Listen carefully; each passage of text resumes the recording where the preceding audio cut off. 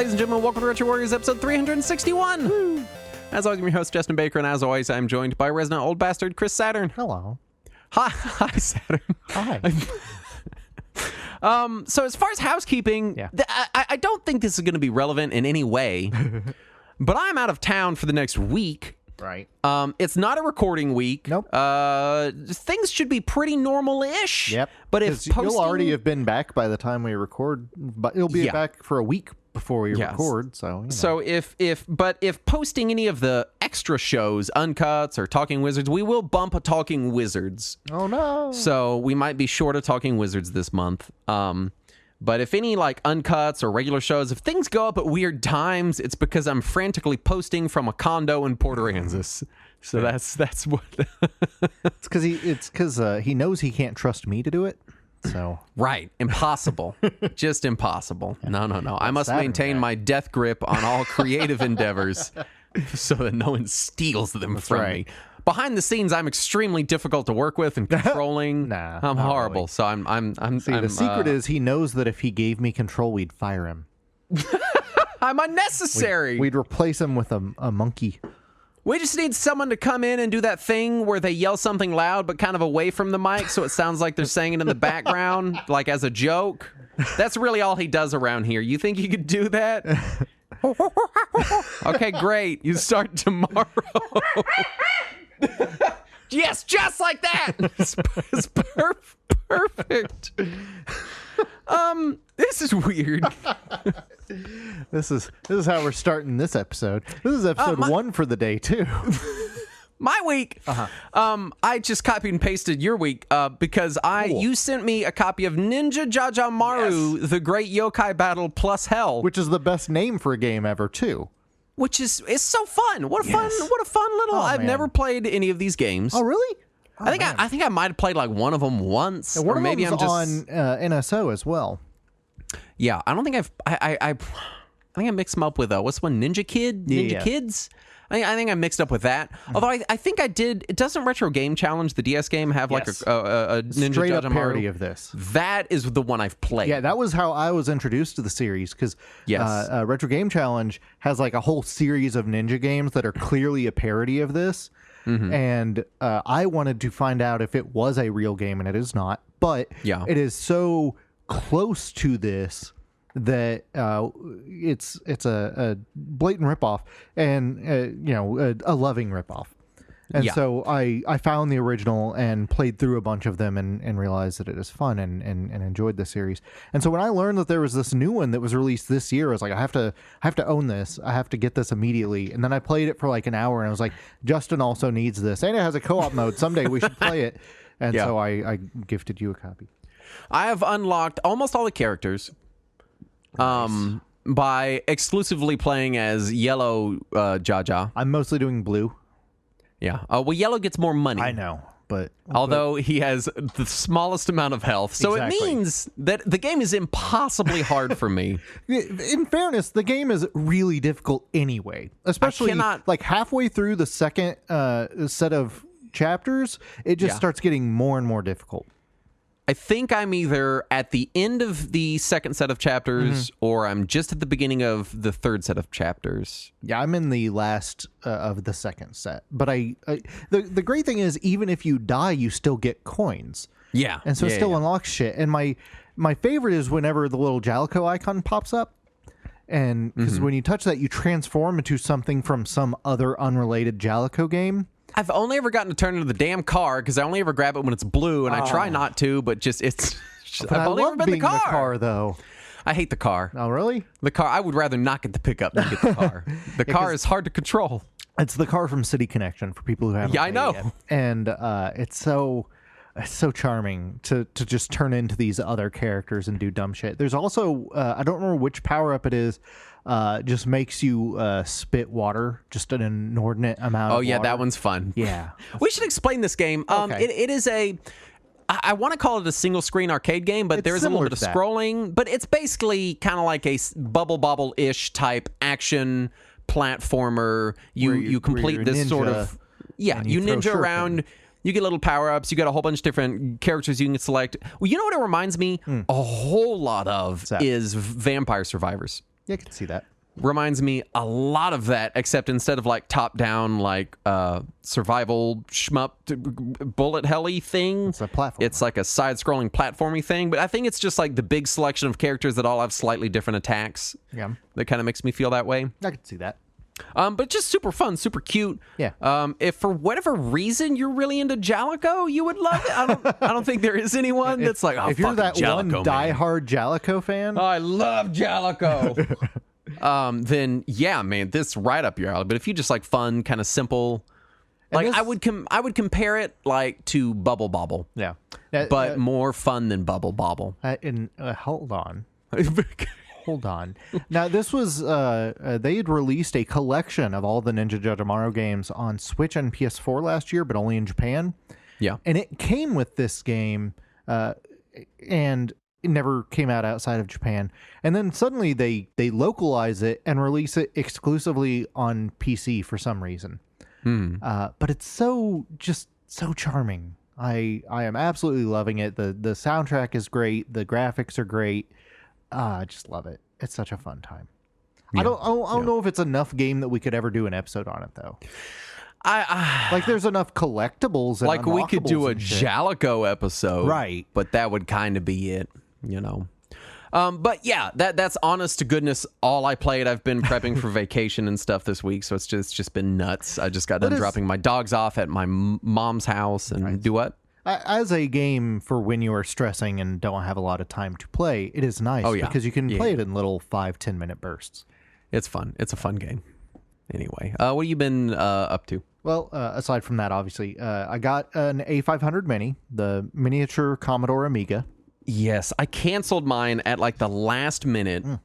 I was very sad, but I had other expenses this month. Sure. And it was one of those things where it's like $130 Right. for a system I never owned. And I just kind of like got cold feet and backed Yeah, out. that's fair. It's really neat. I am loving the idea of just getting a chance to experience a game library that I couldn't before because I never had an Amiga growing up.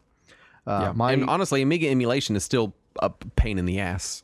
Yeah, it's wonky. It's if you're not already super familiar with the Amiga, it's really wonky to get an Amiga emulator up and running.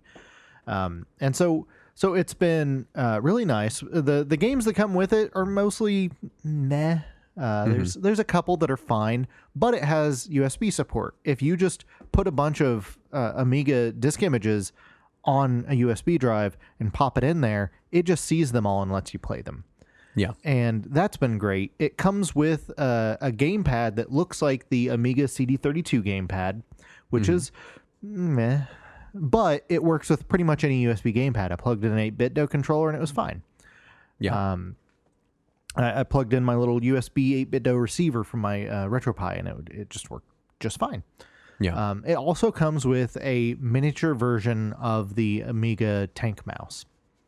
Which, oh boy, does it function? yeah, it's just a USB optical mouse. You could plug it into your computer and use it too if you wanted to. Yeah. It's How many are we talking? slightly smaller than like a normal PC mouse.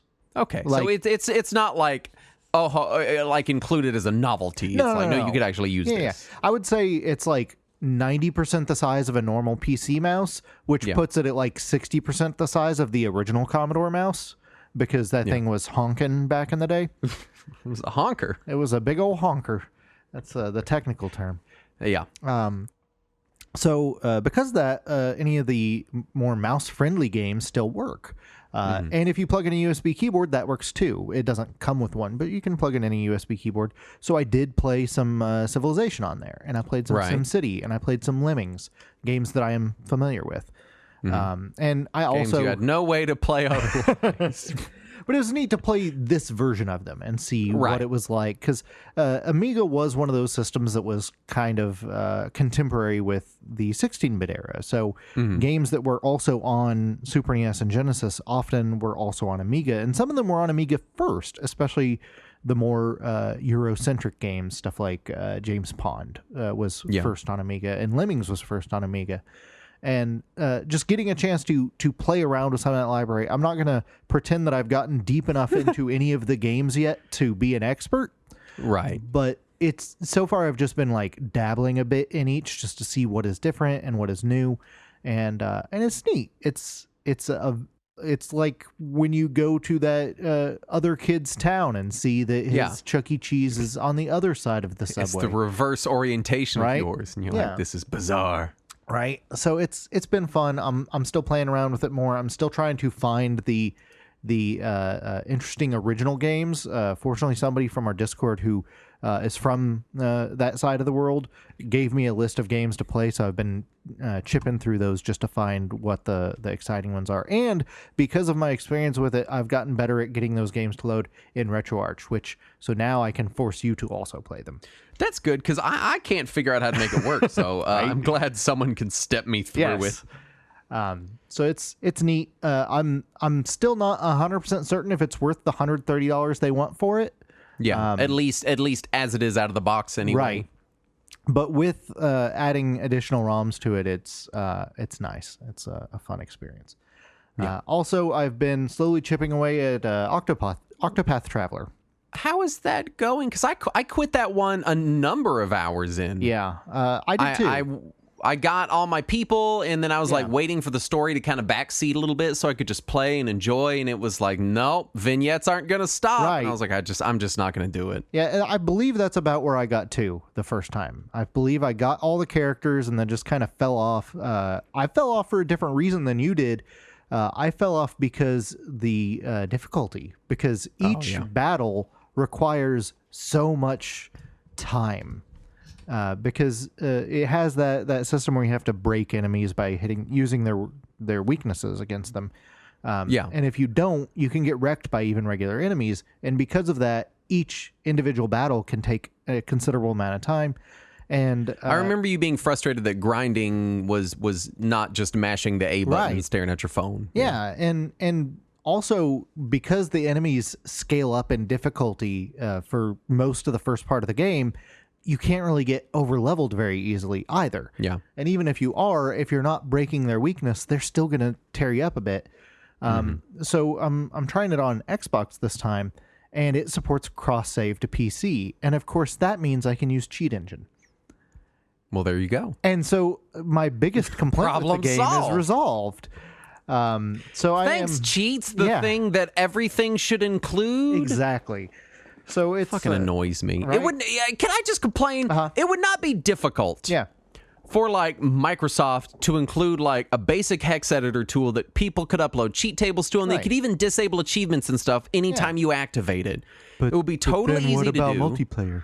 Oh my god! Well, they could disable it when you're playing multiplayer. Seriously. Like if it's at the OS, they just put in the hex editor at the OS. It's easy enough to do. They could even have like an approval process where you have to like approve the hex tables to make sure people aren't doing weird shit like unlocking DLC, or even just only make it available in dev mode or something. Yeah, I just don't understand the why people are like, how dare you cheat in your single player game? Right. It just pisses me off. But I am enjoying it more now that I can cheat a little bit. And I'll see how far I get. But I'm not quite to where I gave up the last time. I'm just about to pick up my 7th character, I think. So we'll see where I go. Let's do the news. Let's do it. First up, NSO Plus version of Kirby 64 has a bug that prevents players from moving if they're hit by an enemy underwater. That's probably how the original game worked, right? Yeah, well, just never get hit. Get good, and then it's not a problem. Perfect. I don't know how they continue to fuck up N64. I'll say this. I'm awful glad they never released an N64 Mini now. Because it would have been a fucking train wreck, apparently. Yeah, and wouldn't have been able to be updated either. So. Yeah. Well, they could have made it able to be updated, but they wouldn't have because it's Nintendo. Yeah, and so what I have read, which I'm not going to pretend that I know this definitively, but what I've read is that... No, pretend you know it definitively. Okay. This is the From internet. From my definitive interviews with Nintendo... apparently the dude who developed the N64 emulation for the Wii and the Wii U has left Nintendo some time ago. And that is part of the reason why the N64 emulation on the Switch has been less than suffering. Yeah. Takahashi Meijin recently showed that he still has his trademark trigger finger at age 63. That's pretty impressive. That is impressive. Yeah. That's very impressive. I hope I still have that kind of ability at age 63. that much finger dexterity at 63. At this rate, at the rate that I'm going, I'll be lucky if I can still feed myself at age 63. Jeez. I mean, they sell feed bags. It's not that hard. Oh, never mind then. I'll be fine. Embracer Group creates the Embracer Games Archive to, quote, save as much of the games industry as possible. I'll say this about Embracer Group. As far as giant faceless corporations that continue to gobble up smaller companies go. Literally everything. You know, which is extremely nice of me to say about a corporation. Yeah, for a giant greedy corporation, they seem less malicious than most. They've yet to fully offend me. Yeah. I'll put that out there. Yeah, I'll put that out there. I don't trust them at all. I don't trust any giant corporation. However, I am happy with this particular project. It seems like a good thing to do. Now, when they say save as much of the game industry as possible, I question if what they mean is archive it for future use, or if they just mean they want to buy it all. Buy it and own the IP. Yeah, because those are two different things. Yeah. It is not preservation if you're buying it to own it and then people can't use it. But it does appear that what they want to do is set up some sort of archival the difference between a Barnes and Noble and a library, okay? Yes, they're both buildings full of books. Right. There's a difference. But it does appear that they are trying to do something altruistic in this regard. Yeah. So that's good. I am happy with that. And also several of their divisions do seem to be working in that same vein. Like Dark Horse seems to want to translate a bunch of Japanese stuff for Western I'm happy with the tone of the culture at Embracer Group for now. Yeah. At this moment.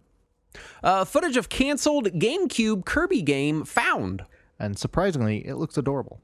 Oh, what? What? I know. It's a Kirby game, and it looks But Kirby's cute. such an angry character, as portrayed to me by All American Box Art. I don't understand.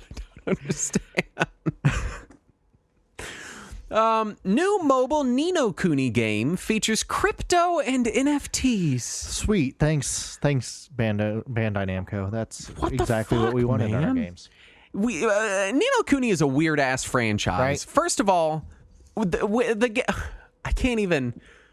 The game originally came out on, what was it, DS? PS3. And it came... Which version of it came with a fucking spell book? That was the DS one, I think. There's a DS version that came with a spell book. They released a sequel that has virtually nothing to do with the first one. The board game of it just came out. Does it also have NFTs? Oh God, I hope not. I think when you're literally selling me art like in a box, it's just an FT. Oh, it's just it's a fungible token. Yeah, it's a fungible token. Yeah. It's just I don't know what the fuck they're doing with that license. Can I get a fungible, non-fungible token? Let's say sure. Why? I mean, it's all made up anyway. Yeah. Sure, yeah, I'll make you one. I'll sell it to you for $10,000. Score. It's a picture of a monkey. Square Enix announces a remaster of the PS2 remaster of Romancing Saga, which is perfect timing for me because I've been kind of wanting to try out some Saga games and have been. Oh, that's the game I forgot I've been playing. I played the DS, the fan translation of the DS remaster of Saga 3. Oh, yeah. I've got that on my DS. It's meh. It's okay. That's about how I felt about the DS remaster of 2. It was fine. It's a game. So I'm excited to see more Saga games just because I want to find the one that hooks me. I love the ideas in them. I've just yet to find a good entry point. Yeah.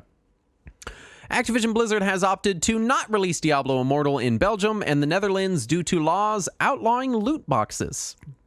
Yeah, because they always told us that don't worry about the loot boxes. They're not necessary for your enjoyment of the game. However, they are necessary for the release of the game. You can't remove them. That would be impossible.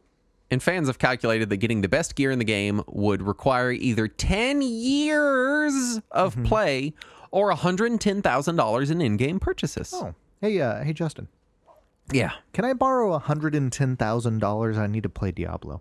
I have $110,000 worth of non-fungible tokens. Oh, okay, perfect. Does that... We'll just send that to Activision, and I'm sure it'll be fine. Please send gear. Then a picture of a monkey stapled to the letter. Yes. I hear this is what people are using for currency now. Castlemania Games re-releases the Game Boy game Avenging Spirit without the god-awful US box art, which I haven't seen. Oh, you need to. Holy shit. Oh, no. It looks... Because if you've seen the Japanese or European version of the game, it just has this adorable cartoon ghost on the cover. But the American version of the game, for some reason, looks like it's a Dick Tracy game. It's just some dude in an overcoat and a fedora shooting a Tommy gun or something. That's literally the Dick Tracy box art. Yeah. Konami is terminating service on Super Bomberman R Online on all platforms effective December 1st, 2022. What the fuck, man? Yeah. Because it just... Didn't this just come out like a year ago? I think it was less than a year ago that it was ported to everything other than Stadia. Oh my god, dude. And they're already killing it. Apparently, it was not profitable enough. Oh, I see. Yeah. I see. Yeah. Fuckers. Right? Fans have created Flipnote Archive, a page to archive flip notes from the DSi, which had lots of cute things on it. Yeah, that's good. So you should go look at it.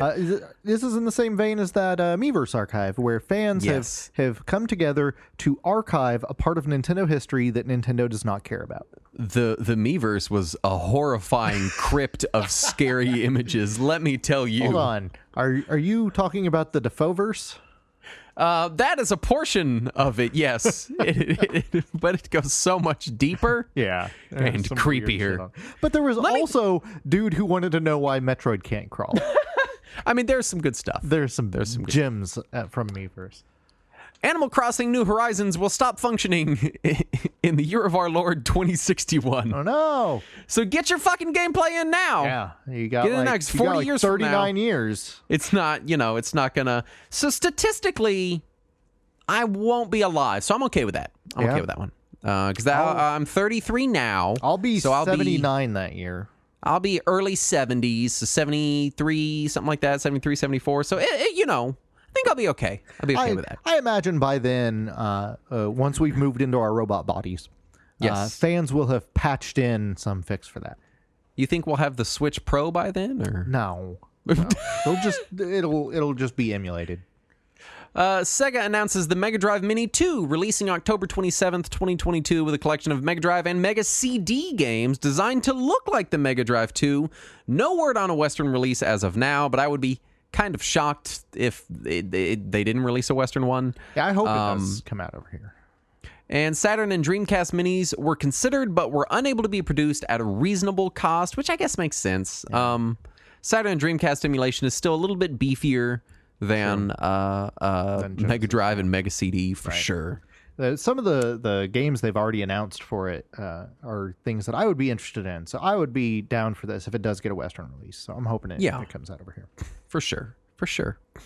And that brings us to our topic at hand, which is Controllers 3.0. We're back. Which were contractually obligated to produce the third iteration of our most requested topic ever. Yeah.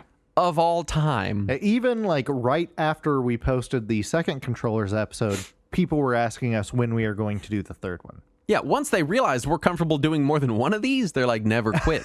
Never quit doing this. We could do a sideshow that's just the Retro Warriors Controllers podcast. And there would be at least a handful of people that would subscribe to it.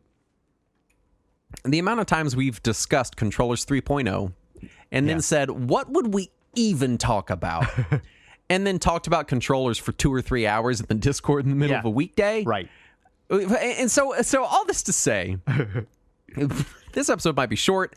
It might be long. I don't know. We don't know. Because really, there's nothing left to say. We've covered all of the controllers have been discussed. All of them. And for those of you who are listening who are like, oh, but not this one. No, we talked that one too. You couldn't hear us, but we talked about it. We've really run the gamut on controllers. But here we are, as far as initial thoughts. I will say this.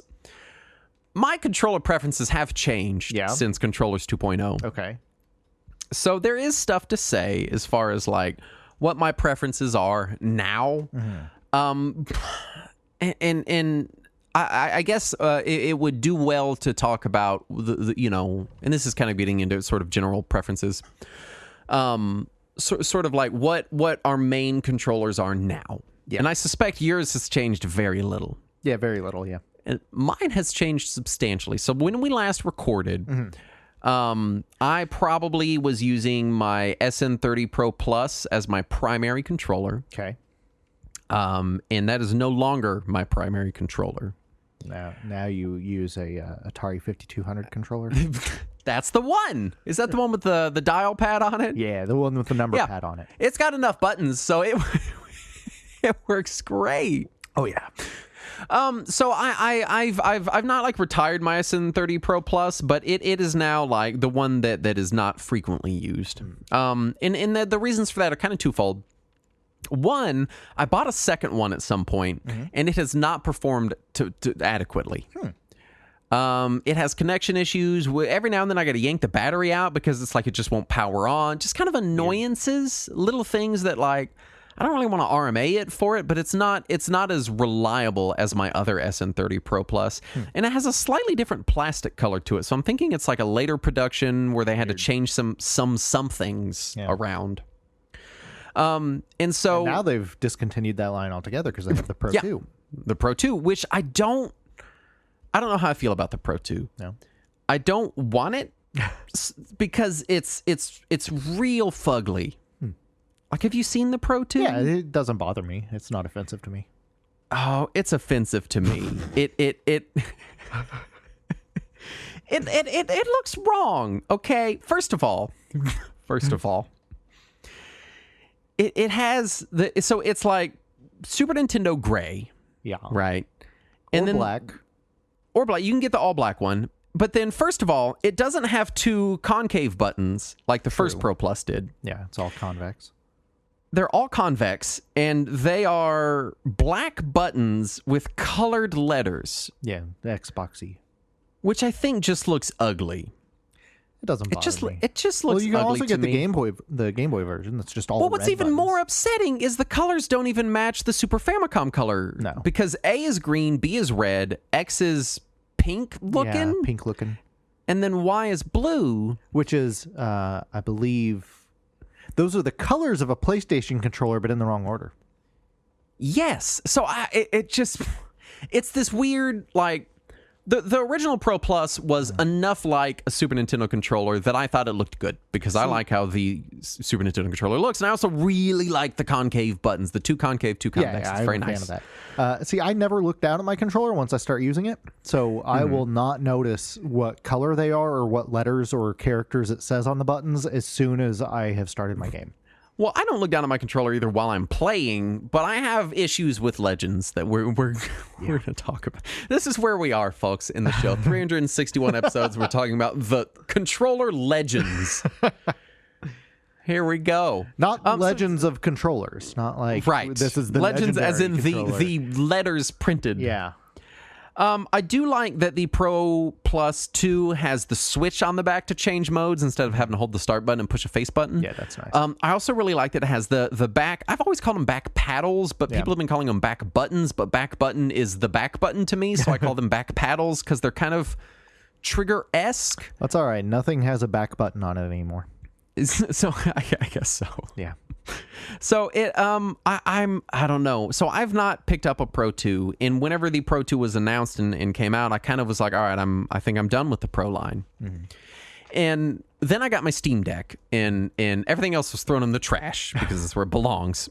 And the Steam Deck uses the Xbox layout, and I'd been primarily using the Nintendo layout on my Pro Plus because whatever legend is printed on the buttons is what I want to do. That's so it's weird. It's very strange, and it's like, I would say it's muscle memory, but it's patently not because it's not, that wouldn't be defined as muscle memory. But it's like if I pick up a controller and I know what the legend printed on the controller is, then my hand will always go to push as it's printed. I don't look down at it. That's so weird. But in my head, it's like I register, oh, this is a Nintendo layout controller. So when I go to press A, I press the East button. What about on like the Xbox Edition 8-bit Pro 2? I don't have one of those. Oh, okay. But I would be interested to try one and see what my reflex would be. Because it even uses the colors of the Xbox face buttons on its face buttons. Anytime something, because like I see this a lot, I see people will get like custom arcade sticks and they will not put a legend on it because it's an arcade stick. So you're going to map it all over the place. Sure. I can't do that.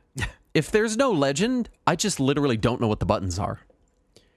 And so I have to have a keyboard legend with no legend on the keys. I had one of those and no issues. But here's the thing, I don't use keyboards with different layouts. Oh, you don't switch to Dvorak when you're in Linux? No, I'm not. Or what's the other one? Azerty? I'm not an Azerty or Dvorak fan. So it is a problem that I have. So like for example, my Neo Geo arcade stick, it's a Hori Rap 5 but I've done it up like Neo Geo Colors. It is a Nintendo Switch stick, so it has a Switch legend on it. And when I'm playing PC games, A has to map to A because they're swapped, right, on the actual thing, on the legend. Yeah. But then if I'm playing with my 8BitDo arcade stick, and this is really this is even more fascinating. On my 8BitDo arcade stick, I can switch between Xbox and Switch legend. Right. And it doesn't bother me. It's fine there. But if I'm playing a Super Nintendo game on an Xbox controller, I can't map A to the east button. It misses. How on earth do you play south platformers then? I remap the controls. What about a game that doesn't let you remap the controls, like Super Mario World? Well, I'm in an emulator, so it lets me remap whatever I want. Well, then you are playing them as the A button on the right. Because you've remapped it that way.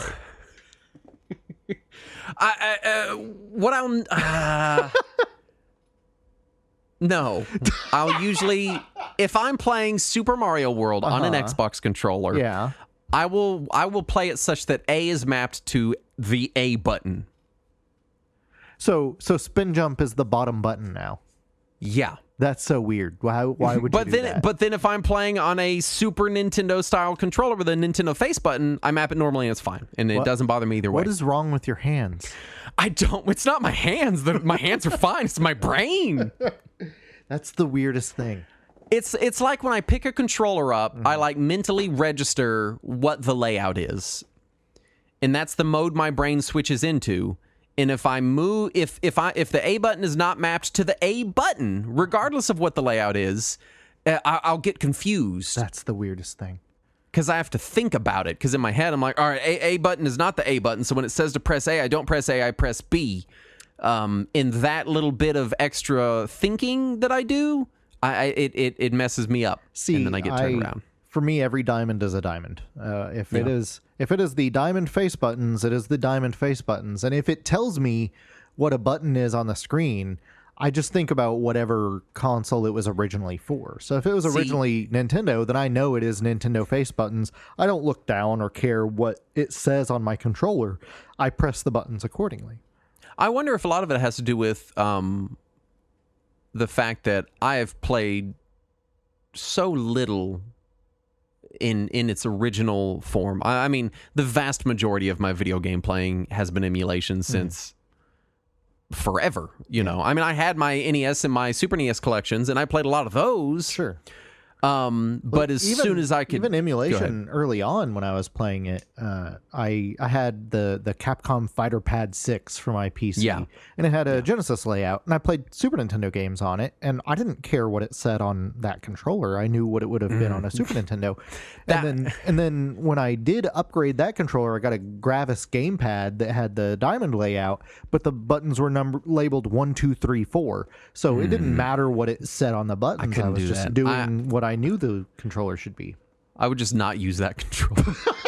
It would confuse my brain. I mean, I get what you're saying, and I get that it is bizarre.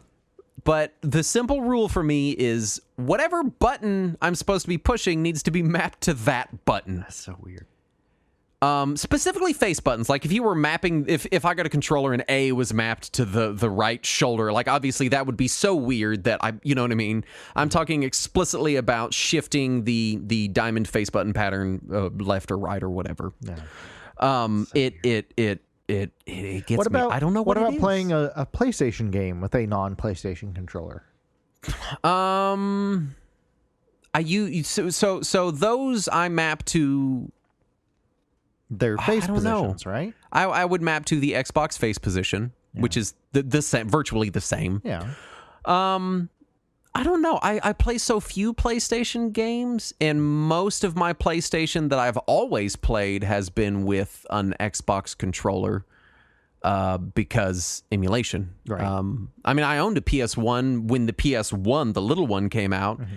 And I had a handful of games that I played on there, but it wasn't like a system I played for years and years before I was emulating it. I have the amount of hours I have of playing emulated PS1 games vastly outstrips the amount of hours I've played on a PlayStation. I don't mean just PS1. I mean like also PSP or any of that. PSP I would play on my PSP almost always. But then to be fair, no. When I play PSP in emulation, I map it to the Xbox face buttons. And it doesn't bother me, and I don't know why. Sweet. I guess because it's virtually the same layout, so I don't really have to think about anything. It's the same layout between Nintendo and Xbox too. You just A is on the right on Nintendo, right, but and then B is on the bottom. Right, but that's just what they're named. I know, but when I look at it, A is on the right. Yeah, but where is X on a Xbox controller? It's the left. Where is X on a PlayStation controller? Well, it's the left. No, it's bottom. Well, no. That's cross. X is the left button. Oh. So I guess what we've deduced here, I guess what we've deduced here is you have some sort of mental block when it comes it's specifically to between Xbox and Xbox and Nintendo. I have to I have to put it what it's but PlayStation maps to Xbox for me. I don't know why. We've also literally covered none of our notes. We've just been talking about this for 20 minutes. That's fair. All this to say, I've been playing on my Steam Deck a lot, and that has made it so that I'm getting to a point where I almost require back paddles for a game now. Especially first-person shooter games. Doom Eternal with the back paddles has made the game go from too hard for me to play, even on the easiest difficulty, to totally fine. I don't know. One day I'm going to go back to playing console games a lot because I mean, you know how it is. You float around to whatever platform is exciting at the time. And I don't know how I'm going to go back to a system where I cannot constantly on the fly remap my controls and have 4 back paddles. I don't. Doesn't the Xbox Elite controller have 4 back paddles? Yeah, for $170. Yeah, and also I hear it breaks a lot.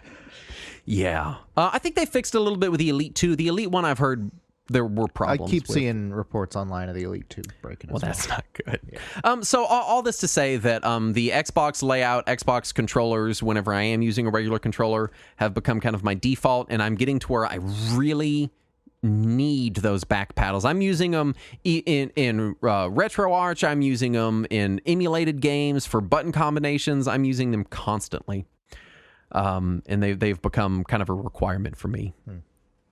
Yeah.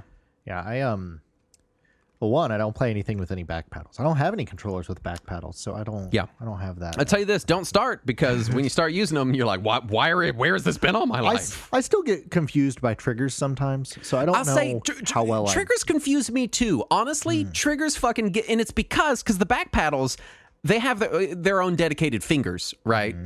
Because I got 2 sets of back paddles, and one set of back paddles is my middle finger, and one set of back paddles is my pointer fingers, or my ring fingers, I mean.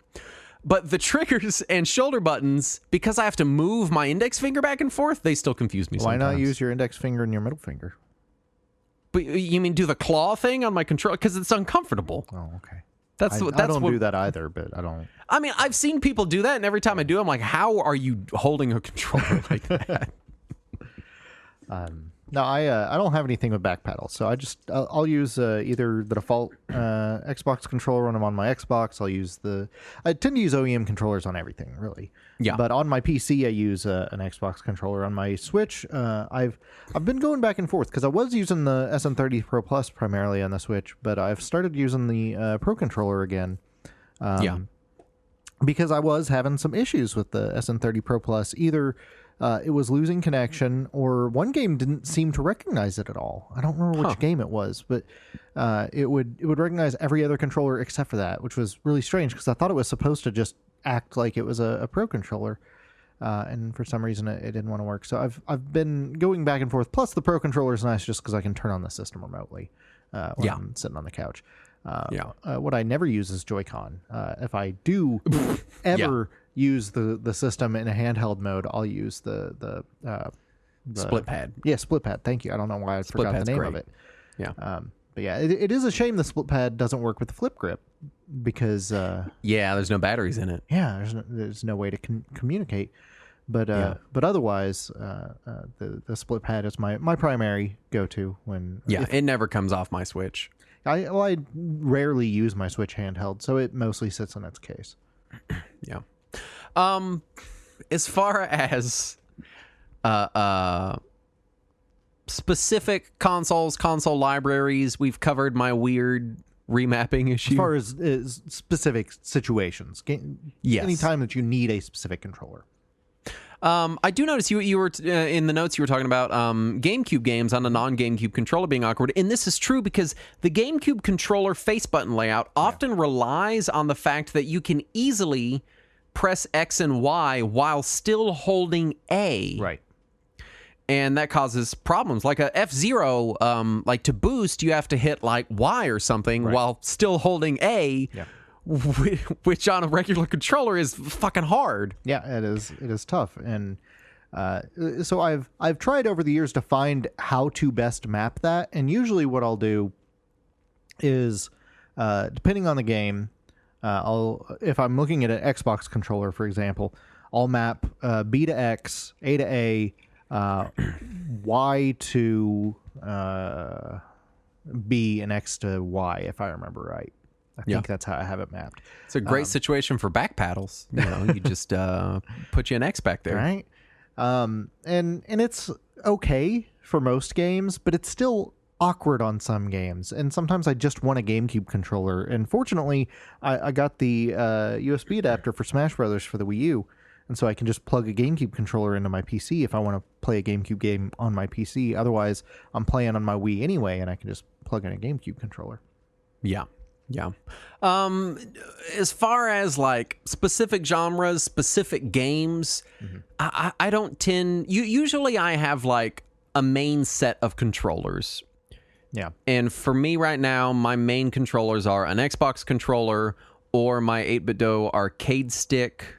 And otherwise I'm playing on Switch, and I use the, handheld mode on... Or not Switch, Steam Deck. And I'm playing handheld mode. The Switch Pro! And I'm playing handheld mode on that. So those are the three controllers that I use. I do still... The 8BitDo arcade stick has now supplanted all other arcade sticks in my life. It's still just a great stick, holding up very well. Highly recommend it. For fighting games, I still prefer a Saturn-style controller for 2D fighting games. I can play on whatever I'm given, but I prefer a Saturn-style controller for that. And really, the only other thing that I request for a specific genre is if I'm playing a 2D platformer, I want a good D-pad. But most controllers have a good D-pad these days. It's pretty hard to find. You have to jump back in time a little bit to get to shitty D-pads. Yeah, unless you're talking about Nintendo. The Pro controller is Joy-Cons. A little not great. The Joy-Cons are also not great for D-pads. God, ugh. If it's a 6-button fighter and I cannot play it with 6 face buttons, I won't play it. That's where I am now. Yeah, I can't go back to the heavies on the shoulders. I cannot fucking do that. I usually move medium to shoulder and keep low and heavy on the face buttons now. Yeah, I need if I'm playing a fighting game, I want all my attacks on face buttons. Period. which is easy for Neo Geo games because they're 4 buttons.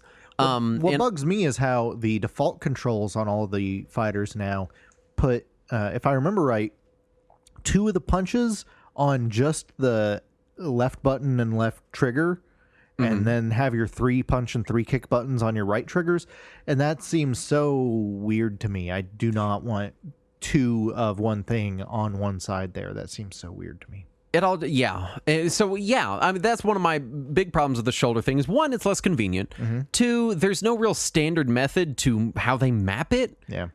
Even within like just Capcom, they seem to map it differently going game to game. I just map Super Nintendo style anytime that I'm remapping it.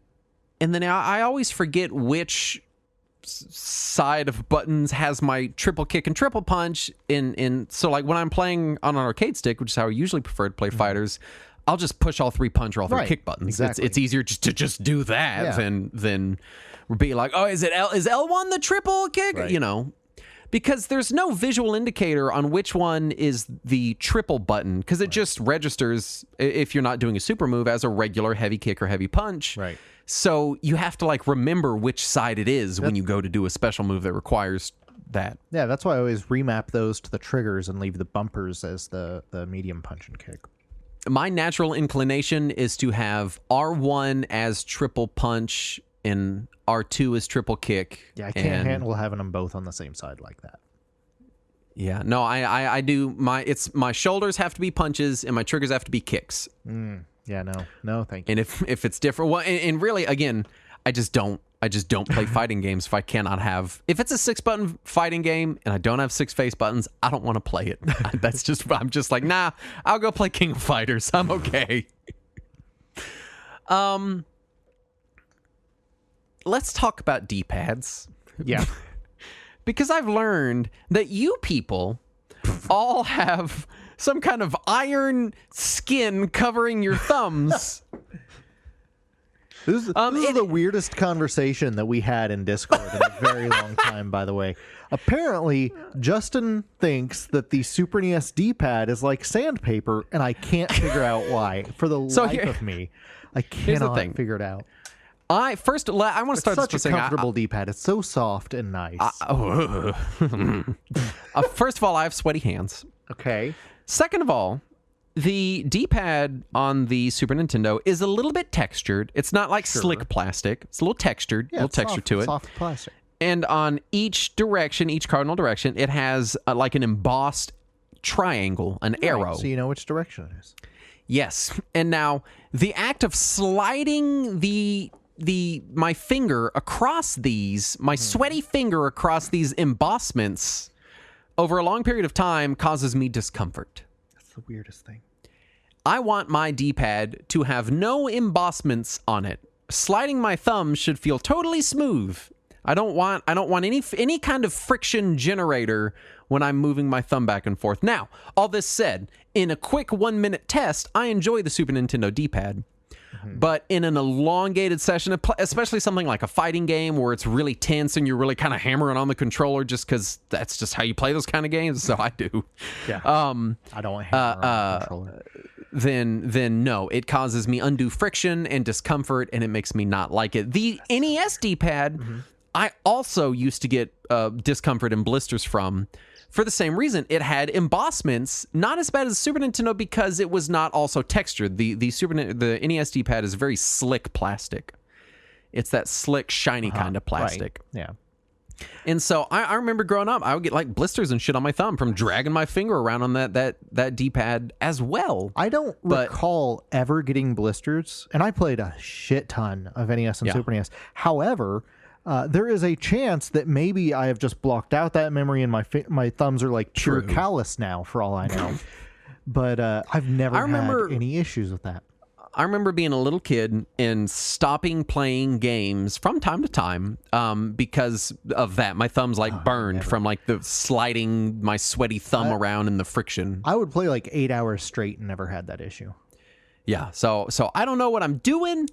I don't know how. Maybe everyone else is like feather touching their buttons. Maybe I'm just mashing it. I don't know. Now I want for like you to just show up at my house and like watch me play games and just like hawk stare at my hands while I'm playing, so that you can tell me. It's funny you say that because I fucking want to. Because I don't even understand. Like, so here's the thing. Mm-hmm.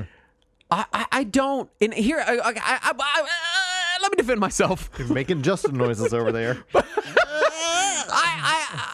I don't. I know that I do not smash unduly hard on my buttons, and Otherwise, your controllers would break. Yeah, one, they would break. And two, the Steam Deck has a problem, and this was a problem people were concerned about when it was revealed, where the B button is kind of hanging. It's kind of exposed on the side, so I suspect the B button's probably a little taller than the other buttons, and the well is deeper for it to fit the like shell an of the Ouya Steam Deck. controller. Yeah, like that, but it doesn't feel like dog shit. Right. Playing it feels fine, but there have been constant reports of people saying that they're getting their B buttons stuck underneath the shell of their Steam Deck every time they play because they're mashing down and pushing over and it's going under it. I have had that exactly one time on my Steam Deck, and it just stayed there for like a microsecond to the point where I was like, did that, like, it was so short that I couldn't, I was like, did that just stick for a second?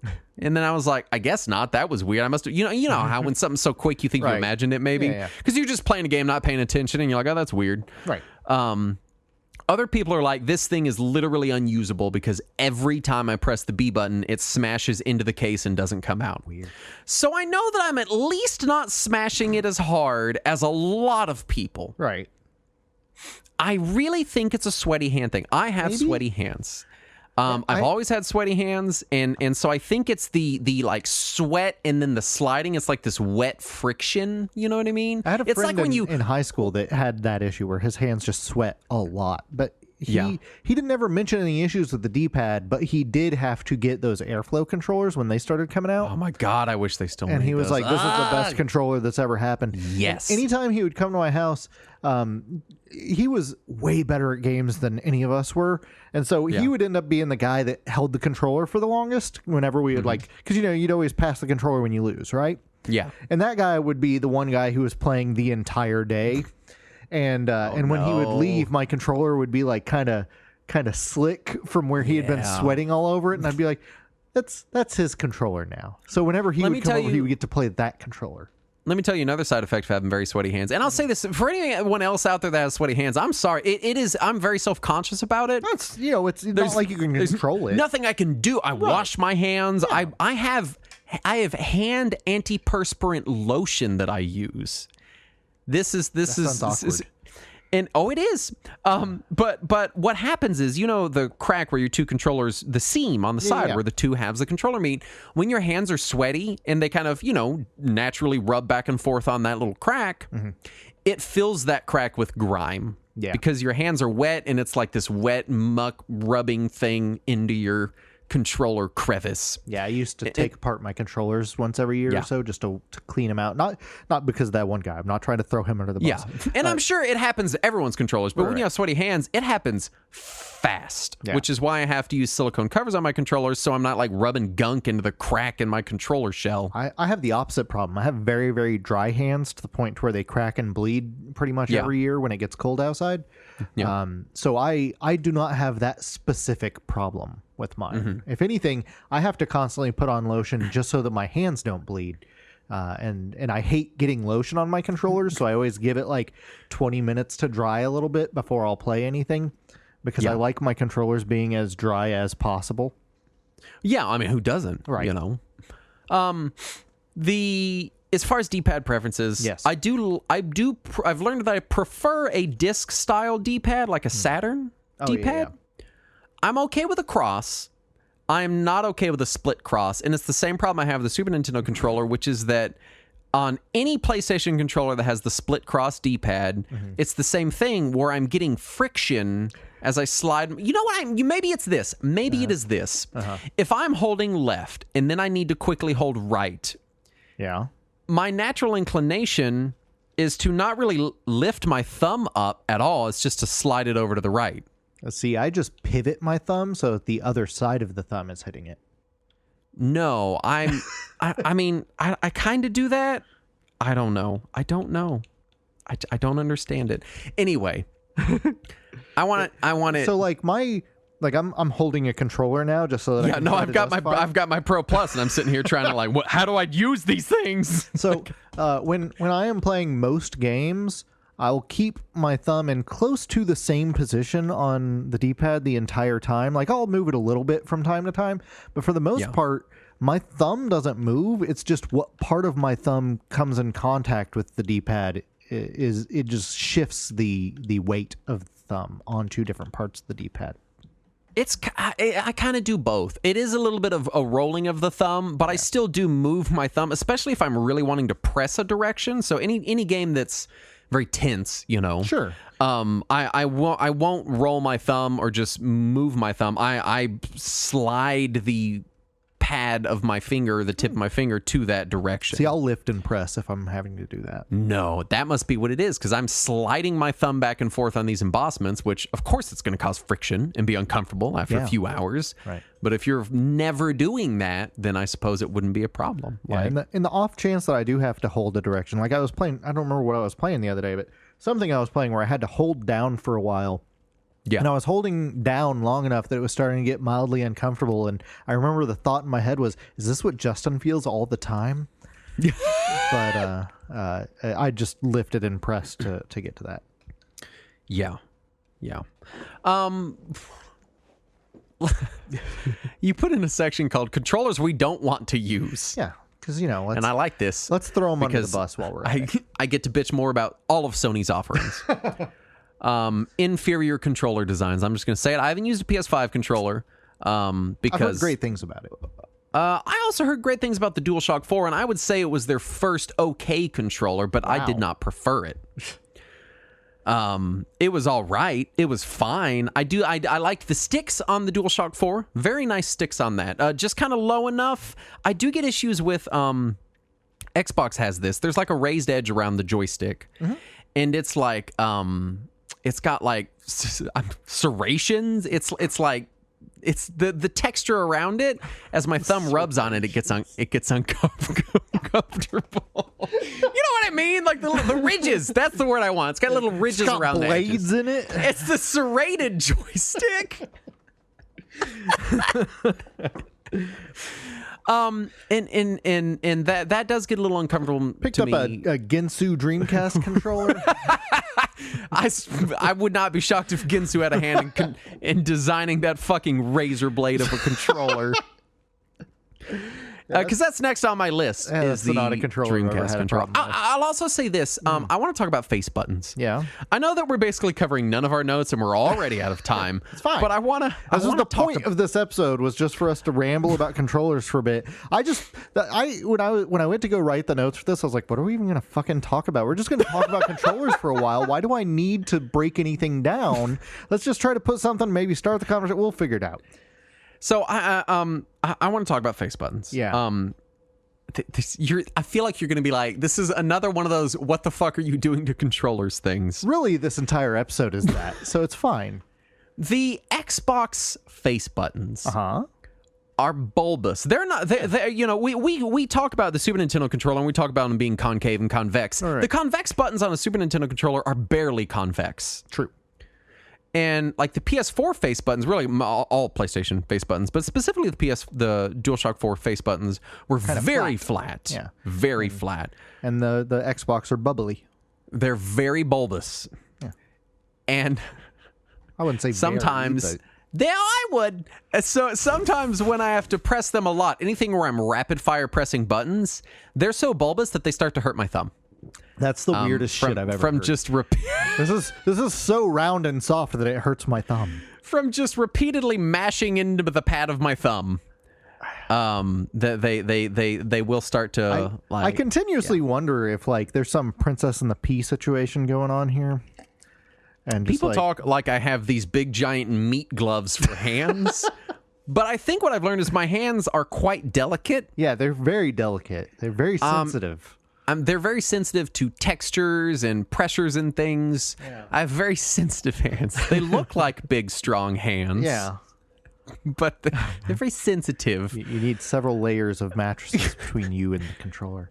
And so if I were to pick a face button, a preferred face button design, it would be flat. I want flat flat, clicky face buttons. So you That's want what I want. You want a PS4 style face button with a Series X style or a Saturn style D-pad. Sorry, Saturn style D-pad. Yep. And I want the Xbox stick orientation where they're offset, yeah, but not serrated. but not serrated. I want the non-serrated stick.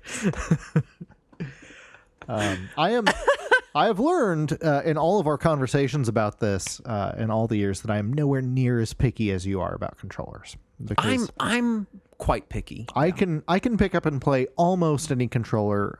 I have had some of the shittiest off-brand third-party controllers over the years.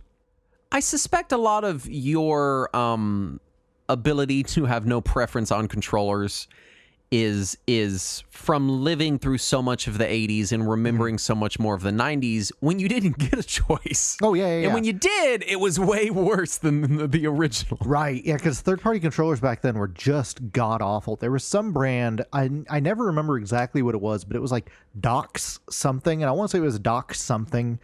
Yeah. And it was just the worst Doc controller. Brown's serrated controllers. Right, yeah, and they were filled with Lyme disease, and they were just the worst controllers. And Yeah. they were always just awkwardly shaped enough that there was nowhere you could hold them without them digging into your palm. And they would always have like buttons that were too tall and you couldn't press them, or too flat and you couldn't press them. And there was no like because if nobody's taken apart a controller before, underneath you've got the PCB and there's a membrane in between that actually that hits makes the contact. And that membrane would be like so flat that it would just be plastic pressing against plastic. Yep. And God, they were just the worst controllers. And we would get those because it was too expensive to just keep buying Nintendo branded controllers or Right. NEC branded or Sega branded or whatever. And so when our controllers would inevitably break because somebody would get angry at Bomberman and throw a controller at somebody, you would end up with these shitty off brands, and we had so many of those over the years. And so when it was time to get a nice OEM controller again, like the whole first week that I would have a brand new Super NES controller, I'd just be like, it feels so nice, and I would just like touch it and smell it, and just enjoy how nice a brand new Super NES controller felt. That I guess I just became immune to any imperfections in it. Nintendo 64 came out in what, 96? 96, yeah. September 96. So I was 8 years old when that came out. And I feel like N64 was really kind of the beginning of the explosion of like third-party options that people actually cared about, because the OEM controller was so Weird. I was going to say bad. It's bad. Yeah. I'm not a fan of it, but I know people who love it, so I don't want to call it bad. Just it's definitely not something I want. I liked it fine as a kid, but as an adult, the handles you hold are so close together, the middle and the right handles, that my knuckles rub, and it makes them not fun to play. Yeah. And they're also a weird length, the handles are. Yeah. They're disconcerting length, for sure. But so, and then that leading right into the next generation, GameCube, PS2, even Dreamcast had a ton of really great third-party controllers. Everything pretty much N64 on had at least one or two really good third-party controllers. Yeah, and you also started to see around that era licensed third-party controllers. Yes. Instead of it being just some shitty off-brand that I can't remember the name of, it was somebody who actually got permission from the console maker and got it approved by their bullshit approval process where they just made sure it functioned, and then they put a little seal on the box to tell you this is an authorized shitty Xbox controller. Yeah. So it's we kind of started on it, and I want to continue it. Mm-hmm.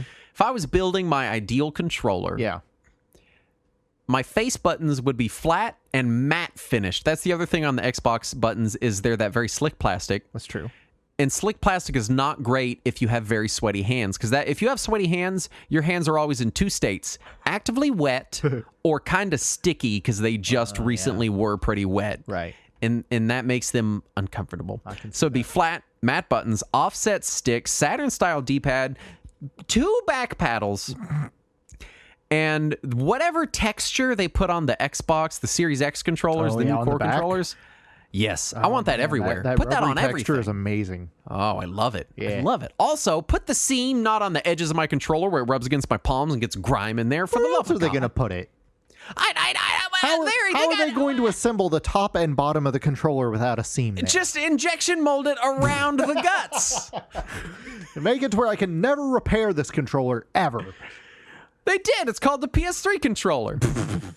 God, that thing sucks to repair and breaks all the time. That is my controller I want to shame. Because unlike you, I don't hate all PlayStation controllers. I think generally they're fine. Okay, I don't hate the DualShock 4. So I hate all the other DualShocks. I think for the most part, like I had my original PlayStation before DualShock when it was still just the D-pad only.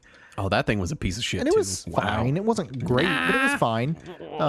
And then the DualShock came out, and it was slightly better, but useless because most games didn't use it.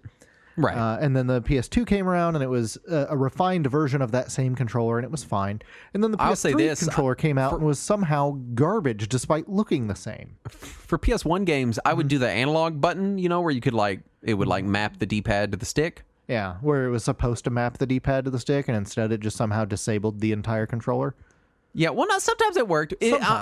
I would always do that over using the garbage D-pad. Oh, I would not. I couldn't. I would every game. I'd be like, I need the stick. See, I was the opposite. The games that supported both analog and digital, if I could turn it off and just use the D-pad, I'd do that. Yeah, I mean, these days I always prefer a D-pad to a stick if it's an option in a game or if it's viable for what type of game it is. That was exclusively just because I didn't want to use that split D-pad that Yeah, see, it didn't was bother me. that was like rubbing my thumb across broken glass. You see, my biggest complaint with the PS1 controller during the PS1 era was the face buttons. I had no idea what the fuck any of them were. And, You mean the cross? it would be like, press square, and I'd be like, what the fuck was square again? And PS3 controllers were, they were so bad. Yeah, first of all, they're mini USB. Mini USB. which, the day it came out was a good idea, but 6 months later, it was not. I feel like even when it came out, it was barely a good idea. Right. People were already like, hey, this mini kind of sucks. This micro is better. Right. And that's really saying something because micro sucks. Also sucks, yeah. I swear the battery was an hour long. Yep. The And ones before, non-replaceable. yeah, the ones before the Rumble, just the six axis or whatever, yeah. were so light. Like put a weight in it or Even something. the DualShock 3 is super light. Yeah, kind of upsettingly light. And my biggest complaint, on top of those, which are already reasonable complaints, is the triggers on the DualShock 3 are somehow much worse than the triggers on the DualShock 2 or the DualShock 1, where because like on DualShock 2 and DualShock 1, it was just additional shoulder buttons. Like Right. you had L1 and L2 and R1 and R2, and they were all just buttons. But on the PS3, they started to introduce triggers because everybody wanted triggers now. And they're so sensitive, and they have nothing to really hold them in place. So if you set the controller down on anything, it immediately presses your triggers.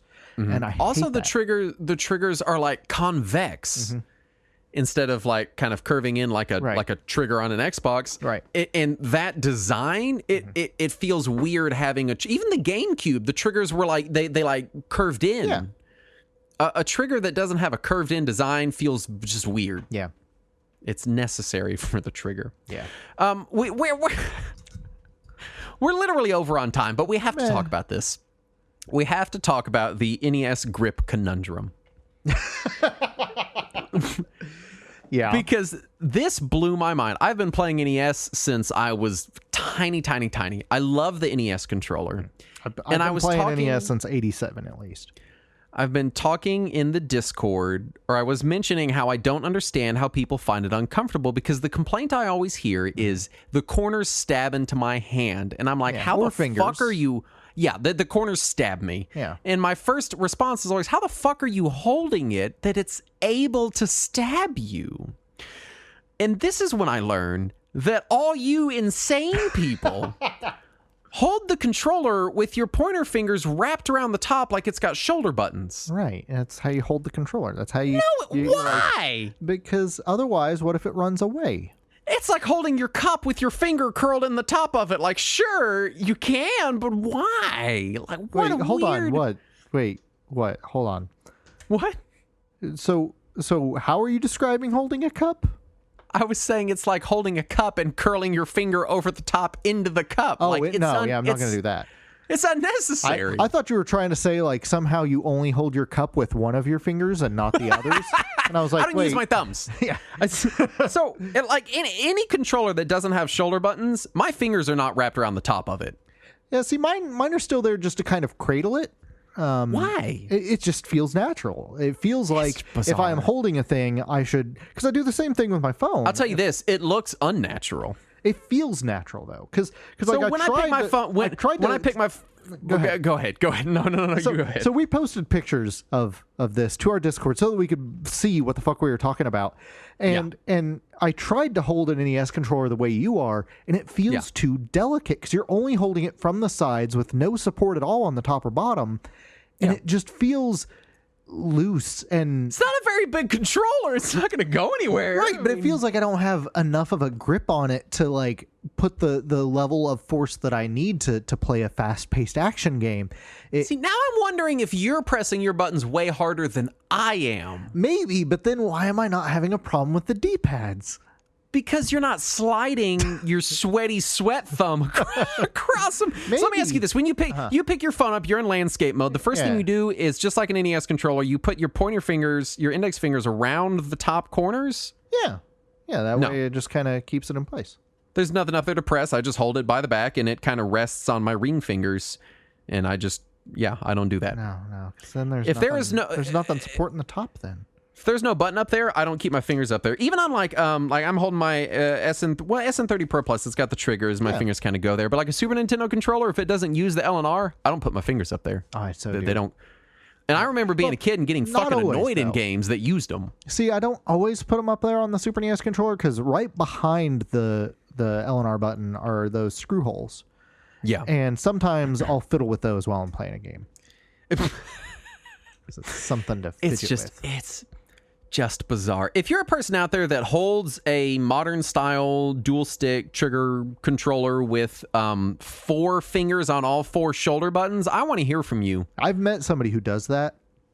That's so weird to me. It's so I can't, like, I have to really, I don't know. See, my thing is, I can technically do it. Like, it's not uncomfortable for me to put my fingers there. It's just, but I don't want to play a game like this. My brain won't be able to process which finger to press when. That's my problem. Yeah. It's very strange. But I guess this has been Controllers 3.0. So when we had our most recent conversation about this in the Discord, where we were trying to figure out how it is that we hold controllers, it became such a long discussion, not just with the two of us. Other people were jumping in to tell us that one or the other was crazy. It was it reminds me a lot of any time anyone mentions food in the Discord. Yeah, it suddenly gets everyone very busy. shows up to shout about how wrong everyone else is. Exactly. God help you if you mention mayonnaise in there. It's a disaster. Don't you dare say anything bad about mayonnaise. Gross. Anyway, so it became such a thing that I was like, we need to hash this out. We need to have an episode. Because people are constantly requesting us to do a third Controllers episode anyway. So I was like, we just need to discuss this in an episode format. And then as I was thinking about it, I was like, how are we going to talk about literally anything else in that episode? Because we'll just talk over ourselves for an hour about just this.